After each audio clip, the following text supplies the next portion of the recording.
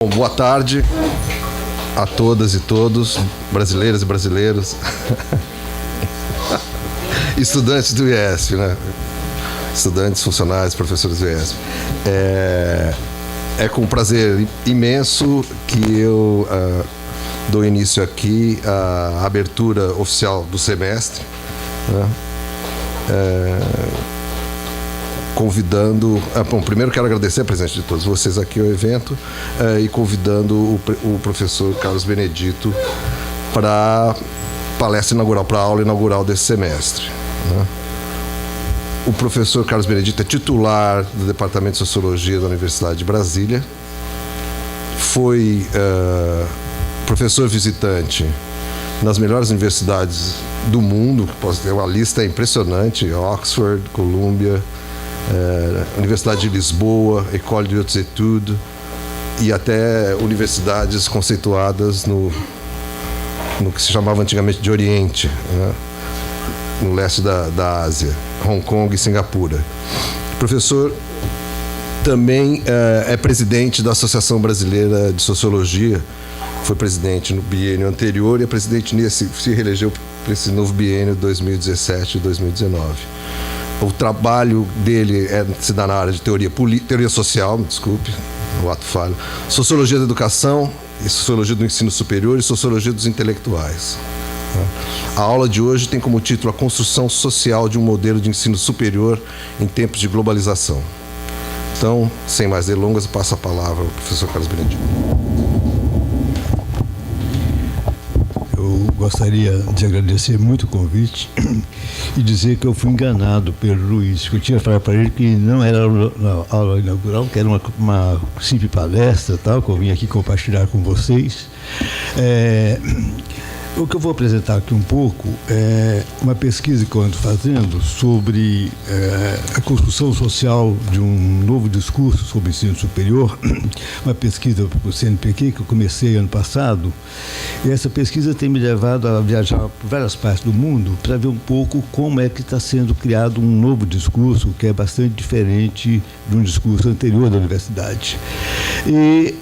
Inicialmente, eu gostaria de dizer que esse campo de ensino superior é um campo muito complicado, porque, na verdade, é um campo muito misto, através de reitores que produzem discursos, organizações internacionais que produzem discursos, intelectuais também que produzem discursos, e, às vezes, muito numa linha muito normativa também. Então, separar um pouco uma perspectiva analítica e uma perspectiva normativa é bastante complicada.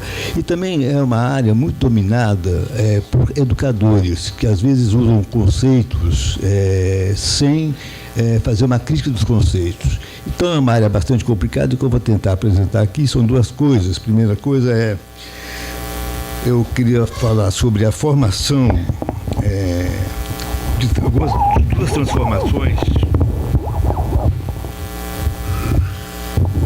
de duas transformações que estão ocorrendo no plano do ensino superior. A primeira delas é o que eu estou chamando de a formação do sistema transnacional de ensino superior. Com isso, eu quero dizer que o ensino superior ele foi sempre colocado nos sistemas nacionais e hoje não é mais possível analisar o sistema de ensino superior apenas do plano nacional. Hoje você tem um plano que vai além das nações e, em seguida, falar um pouco sobre a produção social de uma concepção específica de ensino superior que vem adquirindo uma ampla circulação em diversas partes do mundo. Num trabalho denominado On Society, que foi publicado pelo Brian Turner e Anthony Elliott, são dois sociólogos que eu acho muito importantes. O Elliott é um sociólogo da Austrália, teve no congresso passado da SBS, publicado em 2012. Eles procuram analisar o impacto que o processo de globalização gerou no interior da teoria social, uma vez que a sua existência tem desafiado interpretações clássicas e contemporâneas de vários trabalhos sociológicos. Para eles, no contexto da globalização, as atividades econômicas, políticas e culturais não se confinam mais nos limites das sociedades nacionais, mas tendem a transbordar para além das suas fronteiras. Essa mesma dinâmica do processo de globalização, encontra-se presente também na estruturação do ensino superior contemporâneo. O que eu acho que tem colocado um desafio muito grande, porque, na verdade, as análises sobre o ensino superior têm sido muito feitas naquilo que o Beck chama de um nacionalismo metodológico, muito em cima dos sistemas nacionais, como eles não tivessem mais interação com outras partes do mundo. Agora eu vou colocar um pouco como é que se dá um pouco essa dinâmica entre o nacional, local e global no ensino superior. Vários cientistas sociais que escreveram sobre a trajetória histórica do ensino superior, e aí tem um historiador que eu acho muito importante, que é o Christophe Charlie, que é um historiador francês, que tem um livro chamado Histoire des Universités, História das Universidades, e o Delanty, que na verdade não é um cara muito, não é um sociólogo muito voltado para o ensino superior, mas escreveu um livro muito importante que se chama The Sociology in the Knowledge Society, que é um livro muito importante que ele faz uma grande repercussão, uma grande trajetória do ensino superior, situando ele na época contemporânea. E outros têm acentuado que durante longo tempo o ensino superior esteve circunscrito aos territórios nacionais. Tendo sua origem na Idade Média, o ensino superior, por um longo período, estruturou-se basicamente na existência de universidades, de tal forma que essas duas designações foram usualmente aprendidas de forma equivalente, ensino superior e universidade. E depois, hoje, atualmente, eu preciso falar de ensino superior porque você tem a universidade, é uma parte do ensino superior, não é mais exclusivamente, não representa mais o ensino superior, é uma das pequenas partes do ensino superior. Durante o período medieval, as universidades foram um agente importante da formação do Estado-nação, uma vez que elas formaram quadros profissionais para as burocracias reais. Até 1500 haviam não mais de que 50 universidades no Ocidente.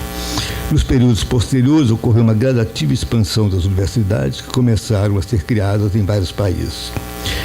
Nesse contexto, foi se formando os diversos sistemas nacionais de ensino superior que assumiram características acadêmicas e regulações específicas em função do contexto social, político e cultural das suas respectivas sociedades. Como o ensino superior foi plasmado e tem especificidades muito características em função das peculiaridades históricas, das peculiaridades culturais, políticas de cada sociedade. As universidades, neste momento, desempenharam a função de formar quadros das elites políticas, econômicas e culturais dos Estados nacionais de formação e produzir uma consciência nacional.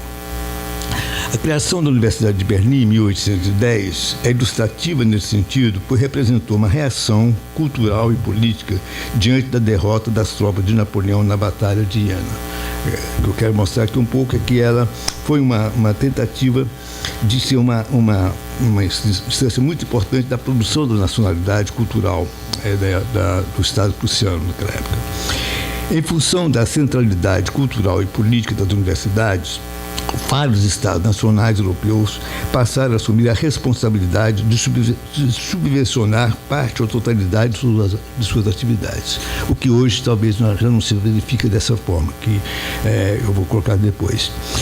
Dando um salto histórico, os dados indicam a existência, no início dos anos 1900, mais ou menos de 250 universidades, sendo que em 40 esse número aumentou para 400 universidades. Inicialmente voltada para uma clientela restrita, dotada de capital econômico ou cultural, as universidades passaram, pouco a pouco, a incorporar gradativamente, em escala mundial, novos grupos sociais que até então estavam às suas margens. Isso vai ser muito característico a partir dos anos 1960, onde começa a ocorrer uma expansão do ensino superior no cenário mundial. Durante o contexto da Guerra Fria, as universidades americanas receberam vultuosos recursos para o desenvolvimento da indústria de armas, mas também para o desenvolvimento de várias áreas do conhecimento.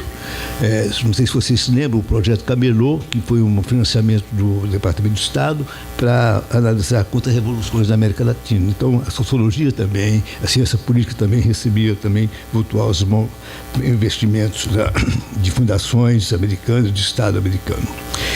Através de recursos financeiros, as universidades americanas criaram as bases para ocupar uma destacada presença de predomínio acadêmico e científico no contexto universitário.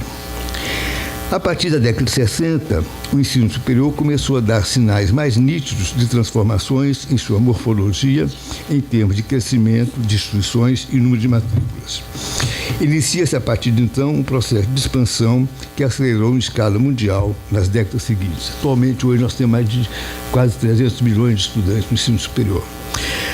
Na Europa, essa expansão estava associada ao processo de construção do bem-estar social, que posteriormente começa a partir de 70, 80, começa a entrar em processo problemático, que daí os trabalhos do Bourdieu sobre os contrafogos.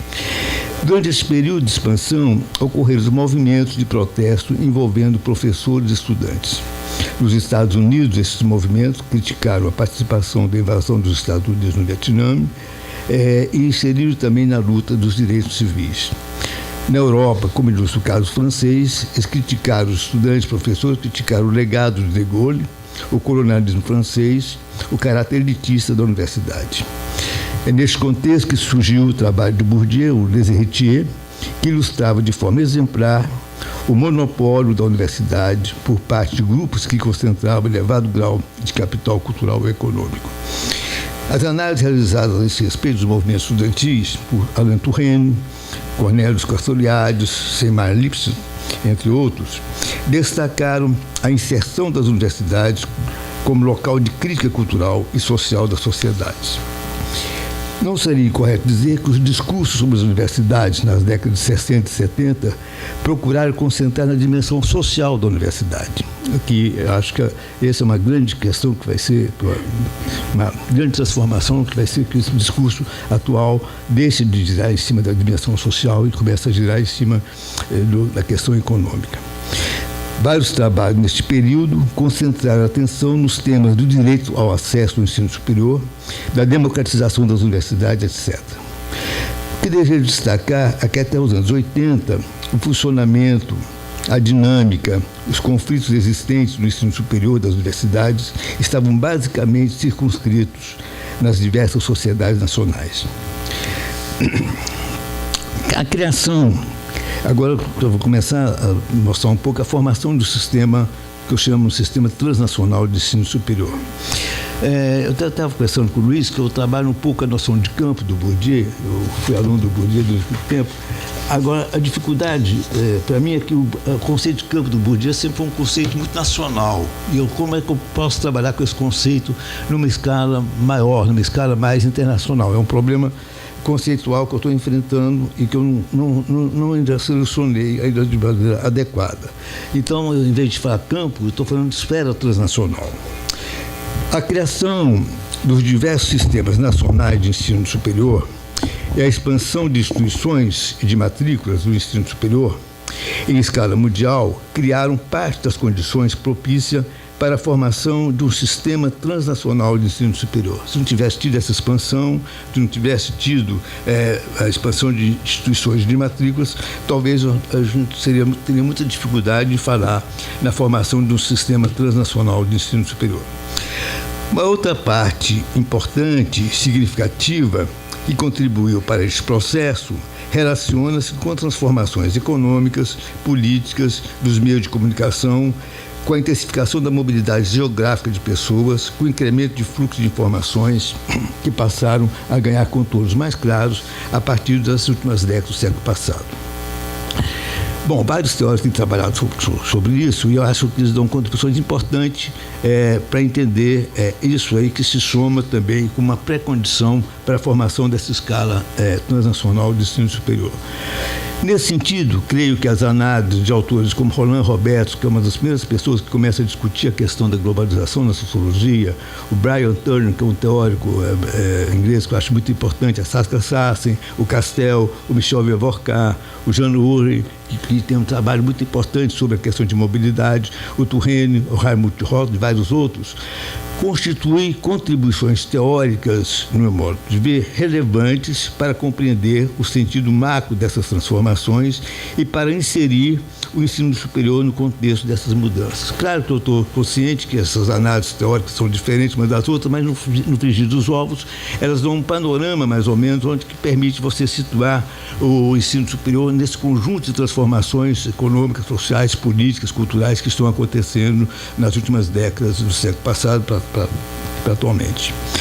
O espaço transnacional de ensino superior constitui o resultado da prática social de uma pluralidade de atores institucionais e individuais, tais como governos nacionais, organizações supranacionais como o OECD, Banco Mundial, Unesco, Organização Mundial do Comércio, União Europeia, etc., cujas agendas de trabalho tendem a reverberar direta ou indiretamente no interior dos diversos sistemas nacionais de ensino superior. O que eu quero acentuar aqui é que esse espaço transnacional ele é produção de agentes, produção de práticas sociais através de uma multiplicidade de atores. Esse sistema transnacional é também o resultado da atuação de uma multiplicidade de provedores privados de serviços educacionais, como, por exemplo, a Organização Thompson, a Organização University 21 Global, que orientam as suas práticas movidas por um ethos empresarial na oferta de ensino superior em escala internacional. Neste espaço ocorre também a ampla gama de ação de reitores de instituições de diversos países que procuram posicionar de forma destacada suas instituições no plano internacional, policymakers que atuam nas burocracias públicas de seus países e, simultaneamente, mantêm interações profissionais com organismos supranacionais voltados para a área educacional. Então, o que eu acho importante é mostrar um pouco que essa relação desse espaço transnacional, ele é acoplado também com o espaço nacional. Vou dar um exemplo que talvez fique mais claro. Por exemplo, na época do Fernando Henrique Cardoso, o ministro Paulo Renato tinha acabado de vir do Banco Mundial, percebe? Então, como é que policymakers que trabalharam em organizações internacionais trazem algumas políticas para seus países, respectivos países, e, na verdade, essas políticas também são filtradas, elas não são mecânicas, mas elas são filtradas também em contraposição a movimentos sociais, a movimentos docentes, etc.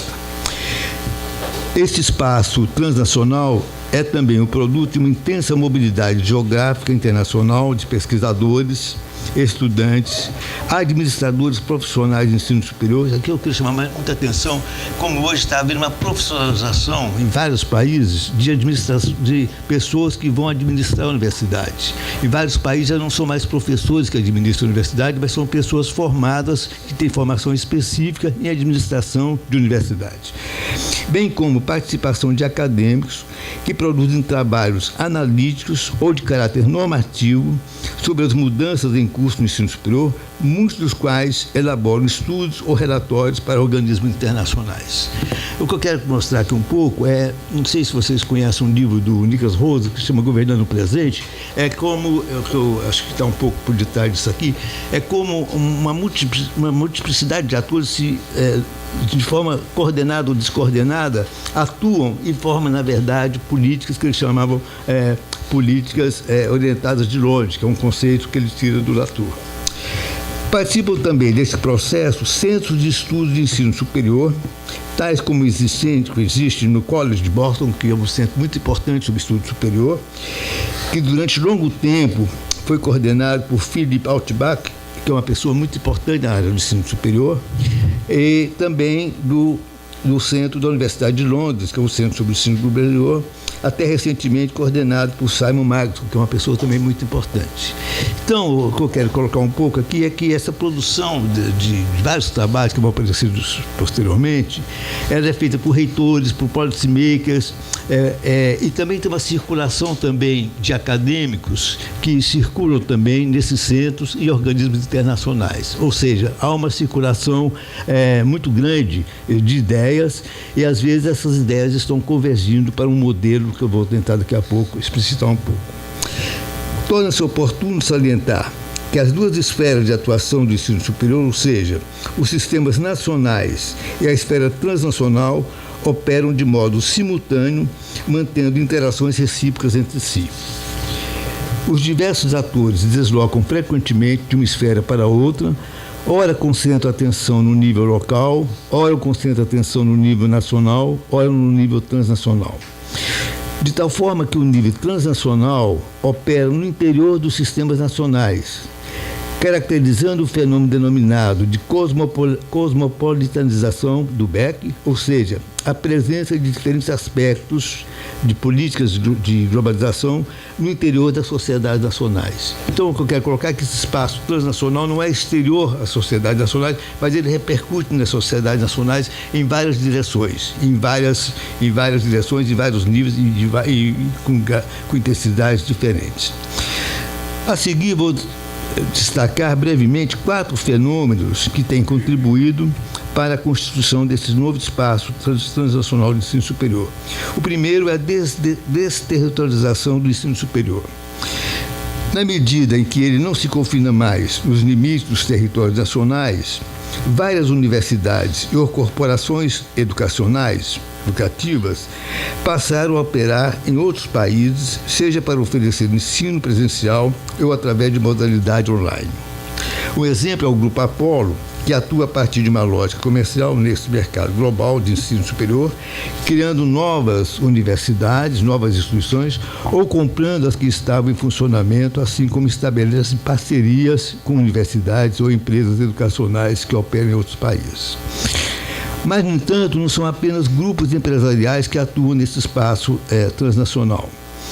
3 reputadas universidades norte-americanas, Columbia, Stanford e Chicago, e uma tradicional universidade inglesa, London School of Economics, formaram um consórcio para criar a Carnegie University, que oferece cursos no mundo inteiro pela internet.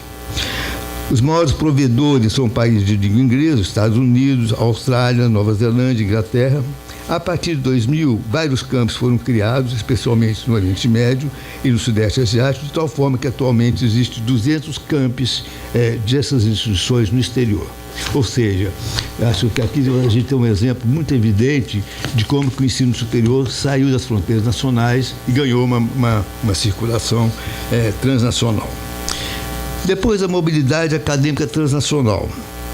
É claro que a mobilidade acadêmica transnacional existe desde que as universidades foram criadas. Se pensar bem em Bolonha e na Universidade de Paris, que os estudantes de várias partes do mundo na Idade Média vinham para essas universidades, mas não se trata mais disso.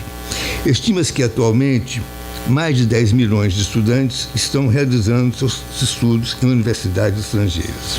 Tem vários trabalhos sobre isso. O rápido crescimento da mobilidade estudantil nas últimas décadas tem impulsionado a formação de um espaço mundial de ensino superior, no qual se instaurou uma acirrada competição em determinados países e instituições para absorver estudantes de várias partes do mundo. Através desse expediente, várias universidades visam aumentar a internacionalização de seu sistema de ensino superior e incrementar a competitividade econômica de sua sociedade no contexto da globalização. Os estudantes estrangeiros estão concentrados em países como Estados Unidos, Inglaterra, Alemanha, França, Austrália, Japão e Canadá, que absorvem em torno de 62% desses estudantes. Alguns países, como Austrália, Canadá, Inglaterra e Estados Unidos, recrutam estudantes como forma de captar recursos para suas universidades e para suas respectivas economias nacionais, uma vez que estabelece a cobrança de elevadas taxas. Na Inglaterra, os estudantes estrangeiros pagam pelo menos 2 ou 3 vezes mais do que os estudantes locais. E, em função dos cortes que estão havendo em vários países, o recrutamento desses estudantes é uma forma de recompensar cortes governamentais nas universidades. Estima-se que nos Estados Unidos, os estudantes estrangeiros aportam atualmente 20 bilhões de dólares em sua economia anualmente. No entanto, não são apenas os alunos que determinadas universidades estrangeiras procuram atrair. Também, daqui a pouco eu vou falar sobre os rankings, e os rankings internacionais valorizam muito a presença de alunos internacionais nas universidades. Daí, então, essa questão de recrutar estudantes internacionais passou a ser um pré-requisito, inclusive importante, para as universidades situar de uma maneira destacada nos rankings internacionais. Várias instituições vêm admitindo professores estrangeiros que possuem uma sólida formação acadêmica, pagando elevados salários no plano internacional e acirrando a competição salarial entre as universidades. eu estive entrevistando professores em Singapura, que eles dizem, vários professores de vários países do mundo, um alemão que estava lá, me dizia que ele não gostava muito do regime de Singapura, que era uma coisa muito repressiva e tal, mas o salário era 3 ou 4 vezes maior do que ele ganhava na Alemanha. Em Hong Kong também, a mesma coisa. Hong Kong hoje paga um salário extremamente competitivo, porque esses países, Hong Kong, Singapura, Malásia, estão disputando entre eles quem paga mais, quem recruta mais professores estrangeiros. E Singapura, por exemplo, hoje tem um projeto de recrutar mais ou menos 150 mil estudantes estrangeiros nos próximos anos. Mas, no entanto, não são só alunos e professores, são também administradores de universidades. Muitos ex-reitores de universidades americanas hoje estão circulando pelo mundo também. Então, há uma circulação também de professores, de estudantes e de ex-reitores também. Então, tem reitores que começam em Singapura, de Singapura vai para os Estados Unidos, dos Estados Unidos vai para Hong Kong. Então, tem toda uma circulação hoje também de reitores. E por que essa circulação? Porque essa circulação, eles levam métodos gerenciais para as universidades hoje. Então, se trata muito da questão do novo gerenciamento das universidades. E um terceiro elemento que eu acho importante são os rankings internacionais. Os rankings já existiam, os rankings nacionais já existiam há muito tempo, né? Mas a partir de 2003 começa a se criar rankings internacionais que vai reconfigurar o ensino superior, que vai ter uma importância muito grande na dinâmica do ensino superior. O surgimento desses rankings internacionais, globais, expressam uma metáfora do processo de globalização do ensino superior e, ao mesmo tempo, constitui um dos produtos da formação do sistema transnacional de ensino superior. Ao mesmo tempo, representa um dos elementos que estimulam o funcionamento e a dinâmica do sistema transnacional de ensino superior. Atualmente, existem mais de 15 rankings globais. O ranking ocupa uma posição de destaque na cena internacional e teve uma forte repercussão na dinâmica do sistema transnacional no mercado global. Foi o criado pela Universidade de Xangai, a Universidade Shanghai Jiangtong University, que criou esse ranking. Tem muita discussão sobre se os critérios são bons ou são ruins. Não me interessa discutir os critérios dos rankings. Eu acho muito mais importante discutir como que os rankings hoje eles são internalizados por reitores, por policy makers, por professores, por estudantes, e como os rankings hoje orientam as percepções, as ações e as condutas dos agentes. Na verdade, os rankings hoje têm modificado muita cultura. Por exemplo, na China, por exemplo, já se aboliu, em função dos rankings, a figura do full professor. Não tem mais estabilidade. Todo professor tem que ter um X de produção de periódicos internacionais para que as universidades gozem de um prestígio, gozem de posições importantes dos rankings internacionais. Então, eu acho que o ranking é uma coisa muito importante e que eles passaram a ser internalizados por os atores. Eles se converteram num poderoso instrumento acadêmico que orienta as ações e as percepções dos atores. E aí, esses rankings estão relacionados também, pelo que se chama, pelo um processo que eu venho observando, que é a corrida para a construção de que se chama hoje World Class University, que é a universidade de padrão mundial. Na verdade, eu acredito que esse padrão de universidade de excelência vem muito do modelo norte-americano de universidade, que foi um modelo, na verdade é interessante porque esse modelo, o modelo americano de universidade, ele vem um pouco da Alemanha, do modelo de Berlim, e claro, com adaptações americanas, mas o modelo hoje que procura-se, que várias universidades procuram incorporar em suas instituições, em seus países, é o modelo de universidade de pesquisa americana. Outra dimensão do processo de formação de um espaço transnacional manifesta por meio do empenho de vários países em criar ou transformar determinadas instituições de ensino superior em World Class University, ou seja, universidade de padrão mundial. Certamente a presença dos rankings globais relaciona-se com este fenômeno.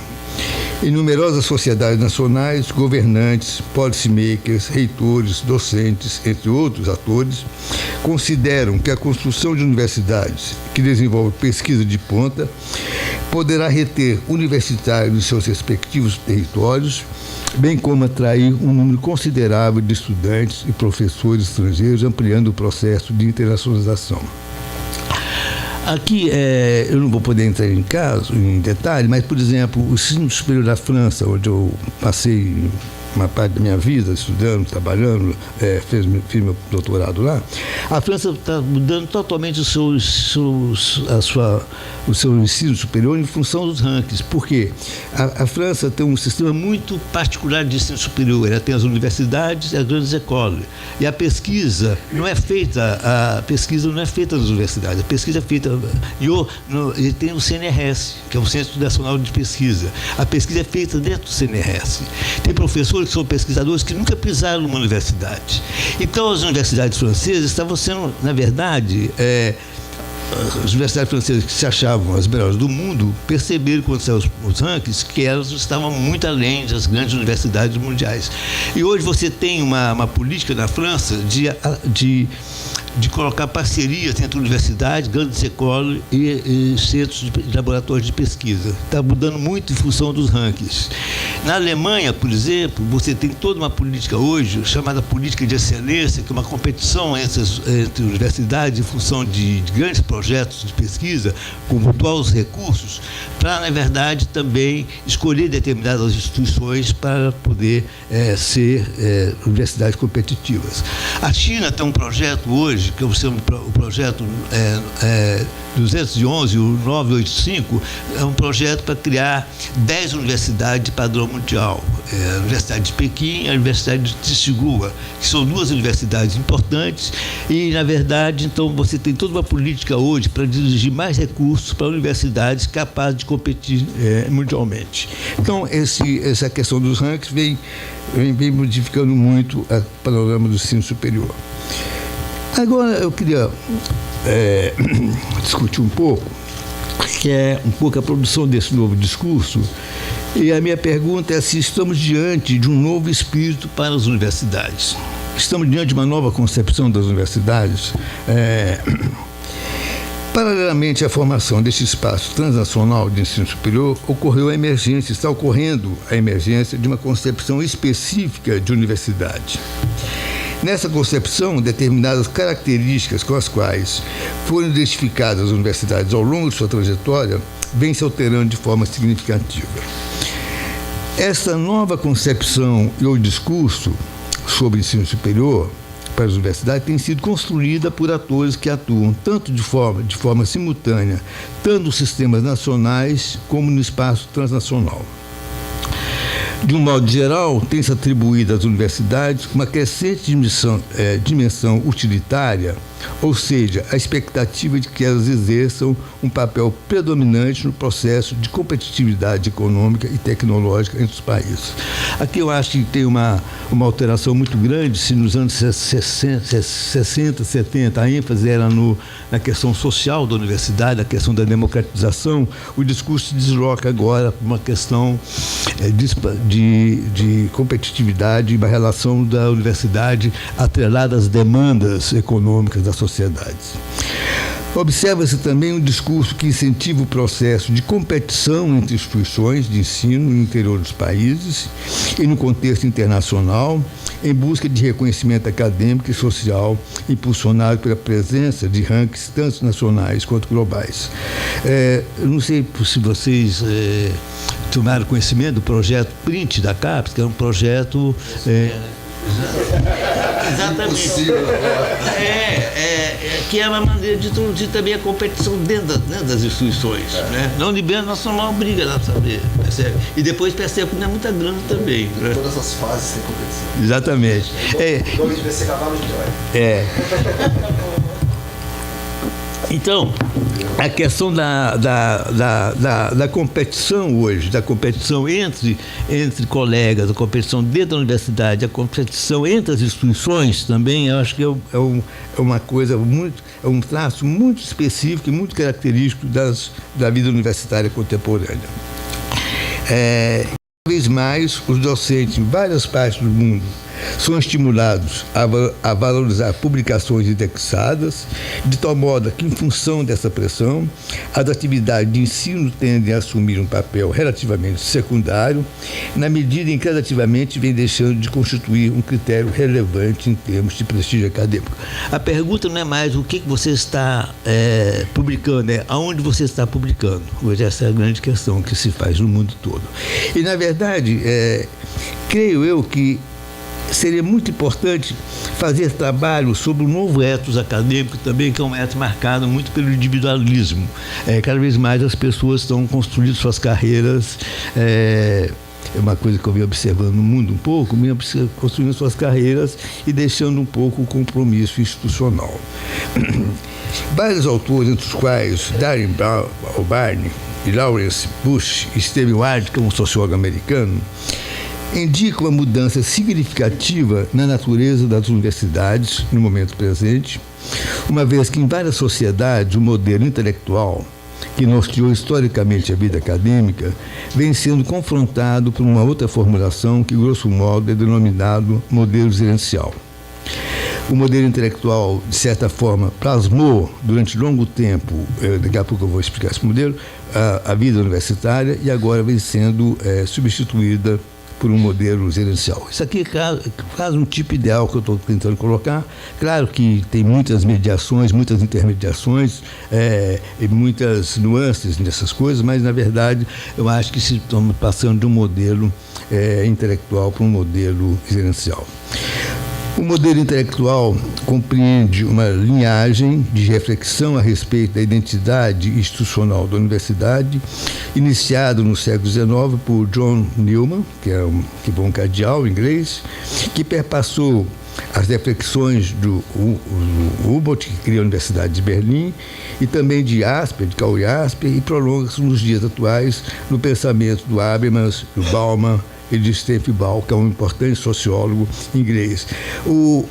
Tem um texto pequeno do Stephen Ball que eu acho muito interessante, é um texto de 3 páginas, que ele fala que se discute muito hoje que a universidade está sendo assediada, está sendo acossada pelo liberalismo, pelo neoliberalismo. Mas ele tenta mostrar que o neoliberalismo já está dentro da universidade, nas cabeças, nos corações, nos comportamentos de professores e de estudantes. E cada um mais quer se sobrepor ao outro, cada um mais escreve um artigo, coloca nas redes sociais que escreveu aquele artigo. Na verdade, ele diz que essa universidade que tem hoje não tem mais nada a ver com a universidade que eu vivi, que ele fala. É uma universidade totalmente estranha a mim. Não sei se isso eu posso mais chamar de universidade, porque era outra coisa, tinha uma maior solidariedade, um maior comprometimento institucional, e hoje o liberalismo não está fora da universidade, está dentro da universidade e está na conduta dos atores. Essa vertente de pensamento do modelo intelectual ressaltou que a universidade constitui um espaço social e intelectual sui generis, no qual professores e estudantes cultivam de forma apaixonada o conhecimento e procuram preservá-lo como uma substância a priori, ou seja, enquanto uma atividade voltada fundamentalmente para a produção do saber. Se a gente pegar a questão da concepção do Humboldt, o professor ficava mais isolado, ficava mais solitário, pensando um pouco os problemas. Claro que a universidade formava políticos, formava quadros e tal, mas a universidade tinha um certo distanciamento do mundo econômico para preservar um pouco a sua singularidade institucional.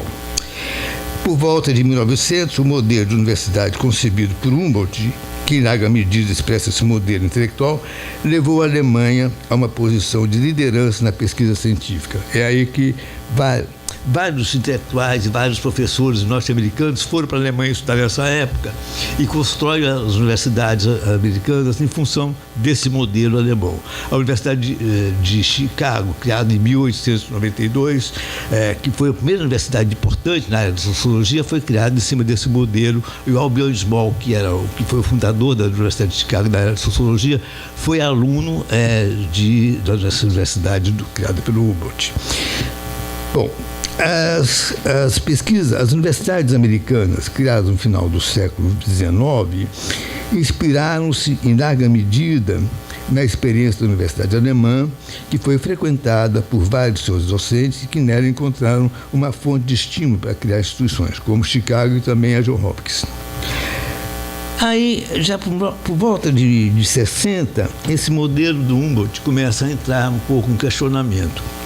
Eu acho que um dos trabalhos importantes que vai questionar esse modelo do Humboldt é um trabalho escrito por um ex-reitor, que era reitor da Universidade de Califórnia, que é o Clark Kerr, que escreve um trabalho muito importante que chama Os Usos da Universidade. É um trabalho clássico que influenciou muito o pensamento, que influenciou muito uma rediscussão sobre o sentido da universidade.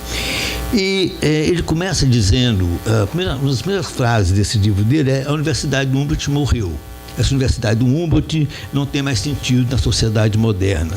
Hoje nós temos o que chama uma multi-universidade, na medida em que, além de fazer ensino, pesquisa, ela passou a assumir uma pluralidade de funções e um papel relevante no crescimento das economias nacionais. Isso vem muito em função da criação das universidades americanas, que as universidades americanas, ao serem criadas, receberam terras do governo estadual e, em contrapartida, elas tinham que oferecer serviços, variados serviços para a sociedade, serviços para a empresa, serviços para o governo. E, na verdade, o que a Clark aqui está mostrando é que a universidade não estava tão mais isolada da sociedade, mas ela estava profundamente vinculada com processos políticos, processos econômicos, processos culturais. Para ele, a multiversidade passaria a formar especialistas em várias profissões e deixaria para trás, segundo a sua apreciação, a universidade concebida por Humboldt e sua vocação de formação do intelectual humanista. Na verdade, agora, ela passava a se formar uns profissionais mais específicos.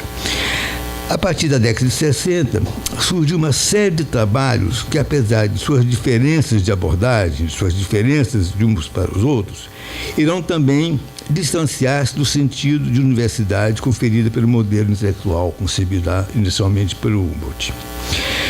Concomitantemente, passará a atribuir uma dimensão instrumental para o conhecimento produzido no interior da universidade.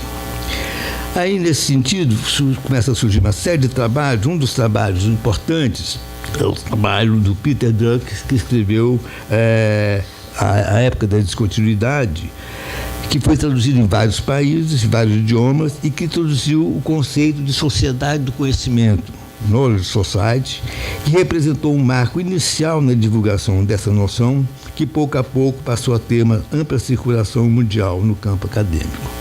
Esse conceito de Knowledge Society, de sociedade de conhecimento, que é muito utilizado por sociólogos, por pessoal na área que trabalha com o ensino superior, mas, na verdade, não rastreia um pouco esse conceito, que é um conceito altamente ideológico. E, na verdade, esse conceito é utilizado de forma muito automática e de forma muito mecânica. Na visão de Peter Drucker, as mudanças que estavam ocorrendo na sociedade pós-industrial sinalizavam para a emergência de uma nova economia na qual o conhecimento tornou-se um fator importante de produção. E a partir disso aí tem vários trabalhos que vão dizer que, na verdade, o capital não era mais importante na sociedade, o fator fundamental no crescimento das economias era o conhecimento. O conhecimento começa a substituir, ter uma centralidade e, na verdade, esse conhecimento também é um conhecimento, também não é um fim em si mesmo, mas é um conhecimento que deve ser aplicado. O clássico trabalho de Daniel Bell, que escreveu um livro muito importante, que todo aqui deve conhecer, que é o Advento da Sociedade Pós-Industrial, publicado em 73, caminhava na mesma direção ao acentuar que o conhecimento produzido no interior das universidades constitui uma importante força no processo de inovação econômica no contexto da sociedade pós-industrial. O Turreno também publica em 73 um trabalho muito importante, chama da Sociedade Pós-Industrial, que é um trabalho também onde ele vai colocar também a importância do conhecimento e que, na verdade, esse conhecimento estava modificando as relações de classe, as relações de força, as relações de produção na sociedade e a centralidade que o conhecimento adquiria nesse momento. Durante a década de 90, período no qual o processo de globalização tornava-se mais explícito, vários trabalhos reafirmaram a centralidade do conhecimento científico como fator de inovação econômica. Aqui tem um trabalho muito importante, que é do Gary Becker, que é um economista que ganhou o Prêmio Nobel em 92. O Gary Becker vai dizer que, na verdade, qualquer fenômeno cultural, fenômeno de casamento, fenômeno de sexualidade, poderia ser explicado pela economia. A economia ganha uma proeminência muito grande desse discurso dele e, na verdade, a economia passa a ser um elemento fundamental na avaliação das universidades em várias partes do mundo. Quer dizer, a universidade ela estava atrelada com a economia e a economia pode explicar a sociedade. Veja que eu quero colocar aqui a mudança que está tendo de um discurso que era mais social na década de 60, 70, para um discurso do primado econômico na vida cultural, na vida universitária. Nessa direção, o Paul Romer, então professor de economia da Universidade de Chicago, ressaltava que o crescimento econômico estava diretamente relacionado à habilidade das nações gerarem novas ideias, assinalando que as universidades se apresentam como atores cruciais no processo de crescimento econômico.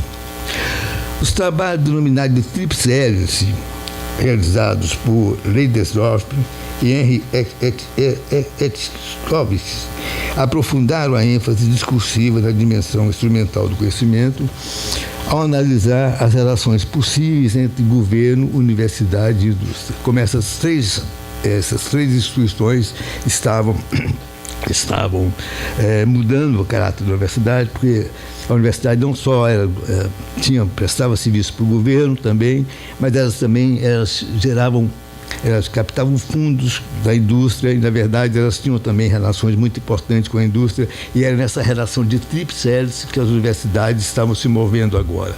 Era não só mais na sociedade, mas também com demandas industriais, com demandas de governo e com demandas de outros setores da sociedade.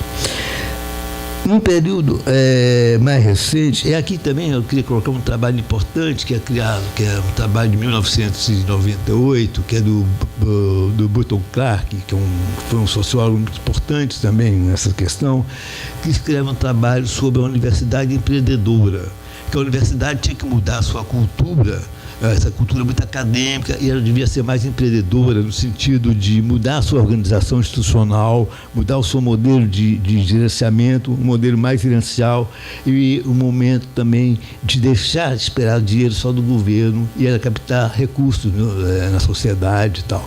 E, na verdade, há um pleito aqui para que professores, estudantes e gestores sejam mais gerenciais e sejam mais empreendedores no sentido do gerenciamento da universidade. No período mais recente, os trabalhos realizados por duas pessoas, uma chama Cathy Morman, que é uma professora da Universidade Johns Hopkins, e David Becker, que também é uma pessoa muito importante nessa discussão, professor da Universidade da Pensilvânia, cujas publicações possuem uma visibilidade no campo do ensino superior, vem formulando o conceito de Emerging Global Model, de um modelo emergente global, uma perspectiva normativa, na medida em que prescreve uma nova rota para a qual o ensino superior deveria caminhar. Então, isso aqui que eu queria chamar a atenção é que muitos trabalhos nessa área são trabalhos de caráter extremamente normativo, são trabalhos de receita de como é que devem caminhar. Nessa direção, destacam que as universidades devem atuar além das suas fronteiras nacionais, formando indivíduos capazes de agir profissionalmente nos 4 cantos do mundo, ou seja, devem formar quadros profissionais para atuar numa sociedade cada vez mais globalizada. Não se coloca nada de consciência crítica, mas apenas para atender as demandas de corporações, atender as demandas de governo, atender as demandas econômicas.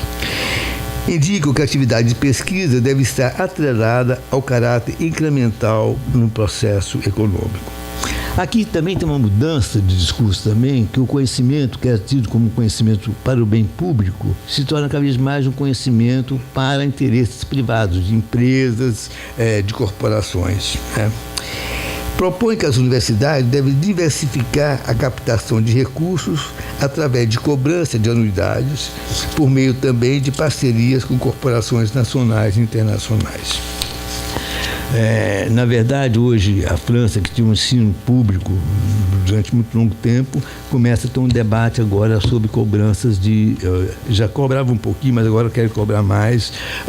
O Tony Blair introduziu, aumentou as taxas do ensino superior. Não foi a Margaret Thatcher que aumentou, mas foi o Tony Blair, social-democrata, dizia ele, que aumentou as taxas sobre a cobrança bom, nos Estados Unidos todo mundo sabe que é bastante elevada as taxas e tal.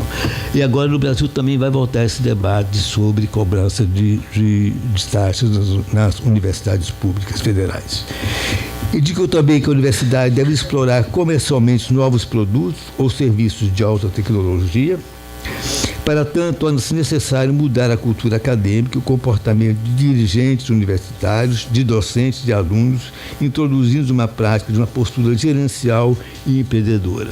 Não sei se vocês sabem, mas tem universidades que se dizem progressistas, que dão curso de empreendedorismo. Essa ideia entrou de uma maneira muito clara no Brasil também, na Universidade Empreendedora.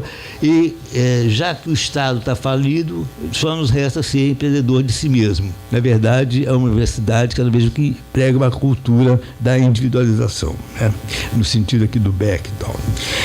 Nessa direção tem ocorrido a introdução de novas formas de administrar as universidades em diversos países, cujas práticas tendem a aproximar-se do New Public Management, modelo de gestão originado no setor privado, orientado por princípios de racionalização da gestão, busca da eficiência e estabelecimento de metas e indicadores a serem alcançadas.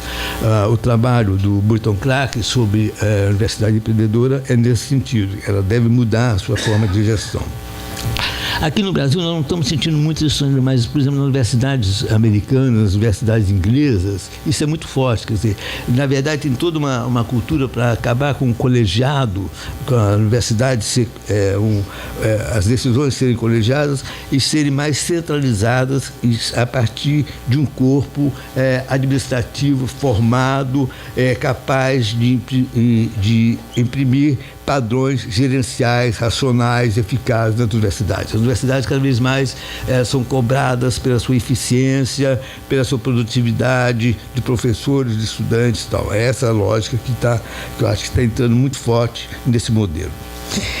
Essas recomendações normativas apresentadas no Emerging Global Model, de certa maneira, encontram-se também presentes em agências multinacionais, multilaterais, como a Organização para a Cooperação e Desenvolvimento Econômico, OECD, Banco Mundial, Organização das Nações Unidas para a Educação, Ciência, Unesco, que possuem uma capitalidade mundial na difusão de suas ideias de propostas a respeito do ensino superior.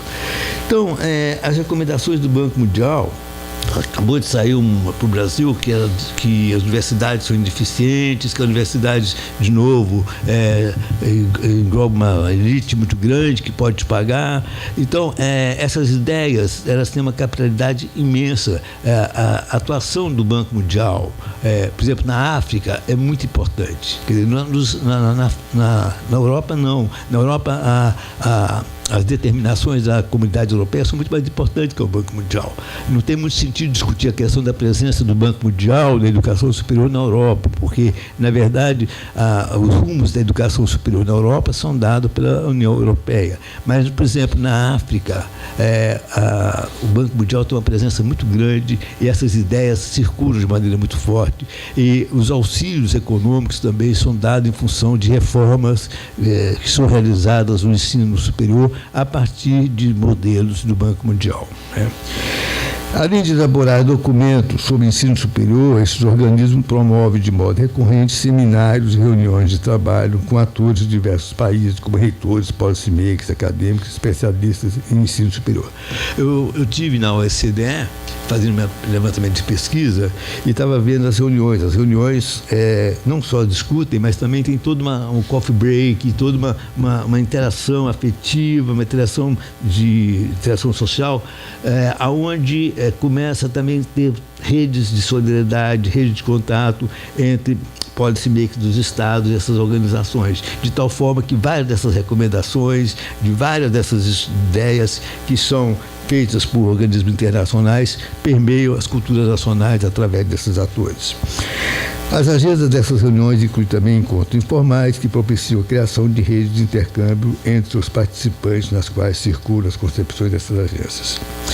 Ainda que possam existir eventuais diferenças entre essas agências quanto ao teor das recomendações, observo certas convergências em suas análises, tanto assim que expressões como Knowledge Society, Knowledge Economy são utilizadas de forma recorrente em seus documentos e, de uma maneira incrível, essas expressões entram de forma recorrente nos discursos também, inclusive de sociólogos chamados progressistas. Aqui temos documentos da OECD, que eu não vou citar, e também vários documentos do Banco Mundial e tal. As universidades ocupam uma posição relevante nesses documentos, na medida em que pode habilitar os países a competir em uma economia cada vez mais globalizada. O relatório elaborado pela Unesco, Rumo à Sociedade do Conhecimento, segue próximo da mesma rota de outros documentos, ao ressaltar a importância do conhecimento para o desenvolvimento do contexto do advento da sociedade do conhecimento.